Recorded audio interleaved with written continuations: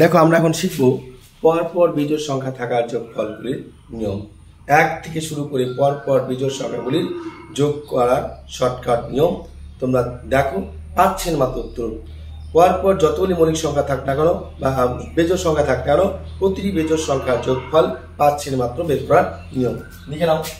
দেখো বেজোড় সংখ্যা 1, বেজোড় সংখ্যা তো আছে 3, বেজোড় সংখ্যা 5। কটা সংখ্যা 1, 2, 3টি সংখ্যা, 3 গুণন 3, 3 ত্রিকা 9। এবার দেখো কি বলছে, এবার দেখো 3 হয়ে গেল। এবার আছে দেখো 1 বেজোড় সংখ্যা, 3 বেজোড় সংখ্যা, 5 বেজোড় সংখ্যা, 7 বেজোড় সংখ্যা। কটা সংখ্যা আছে 1, 2, 3, 4, 4 গুণন 4 সমান কত হয় 16।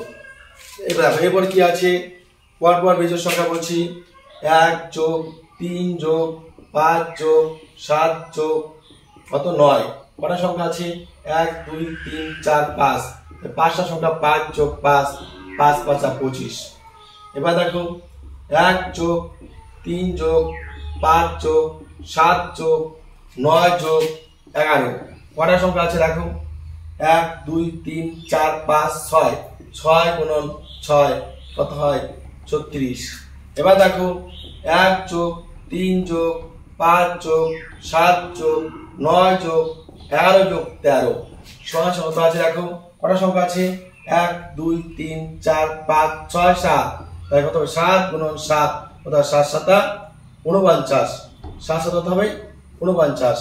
এবার তোমরা করবে 1 যোগ 3 যোগ 5 যোগ 7 যোগ 9 যোগ 11 যোগ 13 যোগ 17, 13 যোগ 15 যোগ 15 যোগ 17। এটা সমান সমান কত? তোমরা অবশ্যই কমেন্ট বক্সে জানাবে। অবশ্যই কমেন্ট বক্সে জানাবে।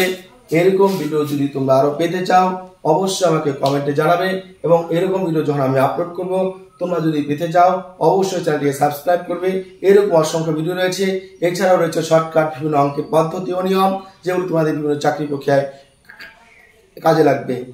অবশ্যই তোমরা চ্যানেলটিকে সাবস্ক্রাইব করে নাও, পাশে বেল আইকনে ক্লিক করে নাও। সবাইকে ধন্যবাদ।